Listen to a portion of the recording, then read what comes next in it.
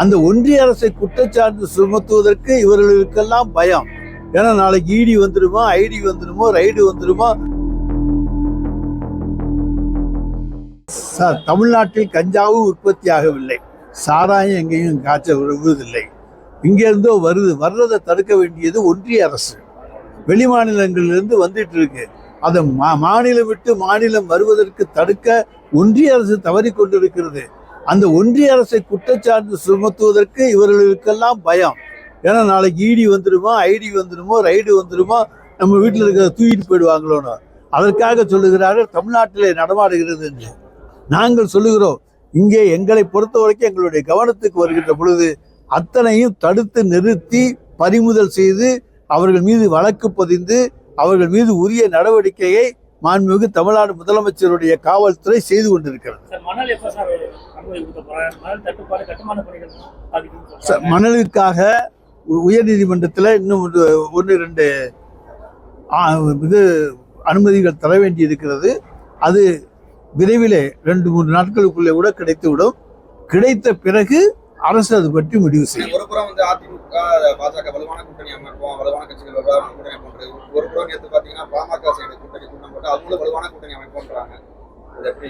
அதாவது தமிழ்நாட்டில் வலுவான கூட்டணியாக திராவிட முன்னேற்ற கழகம் இருக்கு.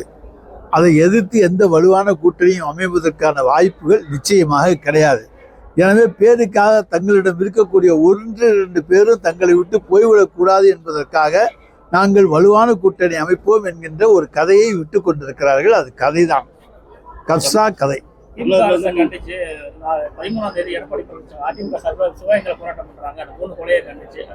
எந்தது?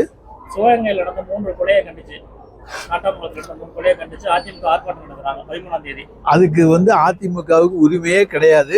உரியவர்களை நாங்கள் கண்டுபிடித்திருக்கிறோம். கொலையெல்லாம் ஆட்சியாளர்களுக்கு தெரிஞ்சு சுட்டுக் கொல்லப்பட்ட சம்பவங்கள் உண்டு.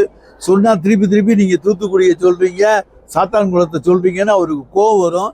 அந்த மாதிரி சம்பவங்கள் எங்கள் ஆட்சியில் இல்லை. அதைத்தான் நாங்கள் சொல்ல முடியும்.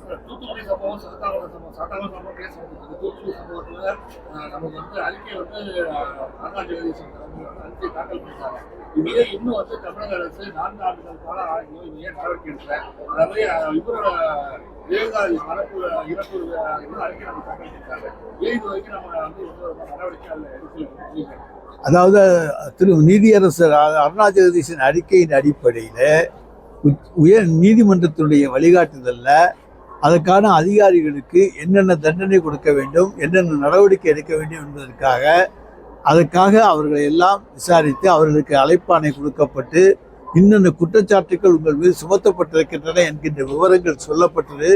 அதற்கான நடவடிக்கைகள் தொடர்ந்து நடந்து கொண்டிருக்கிறதே தவிர மூடி மறைக்கப்படவில்லை.